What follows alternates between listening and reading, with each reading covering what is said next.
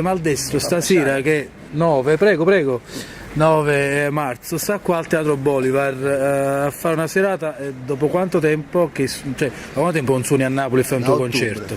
Da ottobre. Sarà un concerto diverso stasera. Saranno successe parecchie cose da ottobre a mo'. Molte, ho fatto un tour nazionale dove ho portato questo spettacolo che porterò stasera prima fuori e poi lo porterò finalmente a Napoli.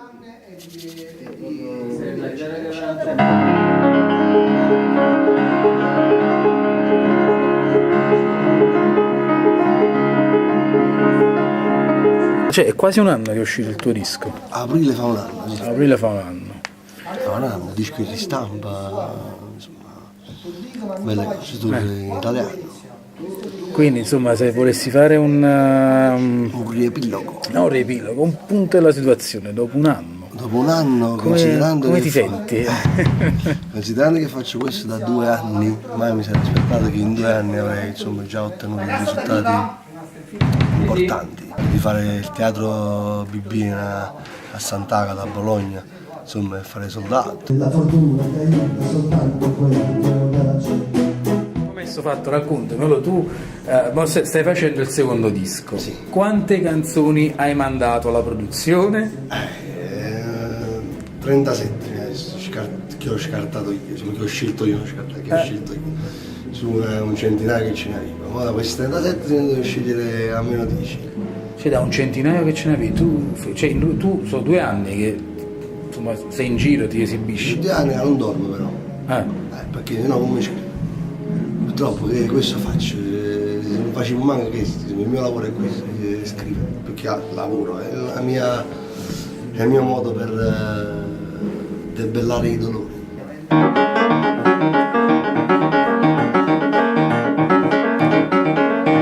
Sei riuscito a scrivere più di 100 canzoni? Sì, cioè praticamente sono già 5-6 album che tu già ci hai preparato là. Dipende, perché alcune vanno, insomma, alcune poi le senti magari dopo qualche mesetto e dici però questa canzone non è proprio bella. Anche se per me sono tutte belle, perché comunque parlano di stati d'animo, di momenti che hai vissuto, di lacrime, di sorrisi che veramente hai buttato fuori, quindi per me ogni pezzo ha il suo valore. Sembra un cliché, questo è un luogo comune, ma la notte si scrive meglio, ma semplicemente perché non ci stanno rumori, non ci sta gente che ti chiama a telefono, che magari può disturbare, sei più concentrato con te stesso e quindi riesci a fare più cose.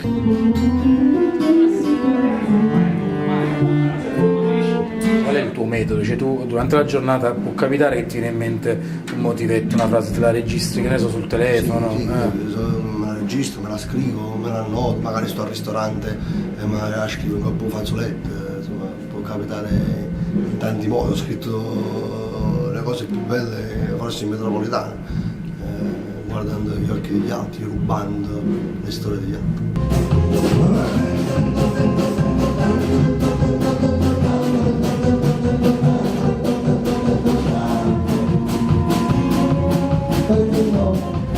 Finito il tour, entro in sala di registrazione e cominciamo. C'ha già il nome, il secondo disco? Io ho difficoltà a mettere il titolo alle canzoni, sicuro di